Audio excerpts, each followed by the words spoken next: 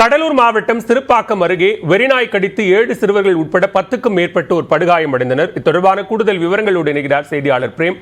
விவரங்களை பதிவு செய்யலாம். பாலவேல், கடலூர் மாவட்டம் சிறுபாக்கம் அடுத்துள்ள பனையாந்தூர் கிராமத்தில் சுமார் 500க்கும் மேற்பட்ட குடும்பங்கள் வசித்து வருகின்றனர்.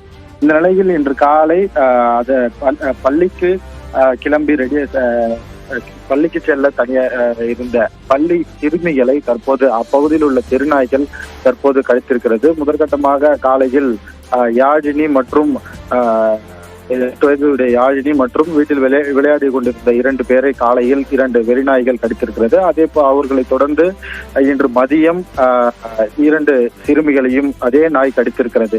இதனால் அதிர்ச்சியில் இருந்த அப்பகுதி மக்கள் 2 தெருநாய்களையும் விரட்டி அடித்துள்ளார்கள். இவர்கள் அனைவருமே தற்போது சின்னசேலம் மருத்துவமனையில் தற்போது சேர்க்கப்பட்டிருக்கிறார்கள். இதில் தொடர்ச்சியாக தற்போது 3 குழந்தைகளையும் அதே தெருநாய் கடித்திருக்கிறது.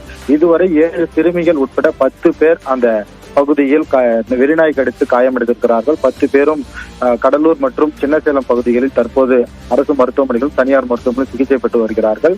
இந்த பகுதியில் அதிக அளவில் வெறிநாய்கள் சுற்றித்திருப்பதால் அவர்கள் மேல் நடவடிக்கை எடுக்க போது தற்போது அப்பகுதி மக்கள் ஒரு கோரிக்கை வைத்திருக்கிறார்கள். வீட்டில் விளையாடி கொண்டிருந்த சிறுமிகளையும் பள்ளிக்கு செல்ல சிறுமிகளையும் வெறிநாய்கள் கடித்து கொதறியிருப்பது தற்போது பெரும் அதிர்ச்சியை ஏற்படுத்தியிருக்கிறது. தமிழ்நாட்டில் தொடர்ச்சியாக இந்த தெரு வெறிநாய்களின் செயல் என்பது அதிகரித்தே செல்கிறது. இதனால் பள்ளி சிறுமிகள் மற்றும் வீட்டில் தனியாருடைய குழந்தைகளையும் தற்போது பாதிக்கப்படுகிறார்கள். எனவே தமிழ்நாடு அரசும் மாவட்ட நிர்வாகம் உடனடியாக இந்த வெறிநாய்களை பிடிப்பதற்கான நடவடிக்கையை மேற்கொள்ள வேண்டும் என்பதே பொதுமக்களின் ஒரு கோரிக்கையாக இருக்கிறது. நன்றி பிரேம், விரிவான விவரங்களை பதிவு செய்தமைக்கு.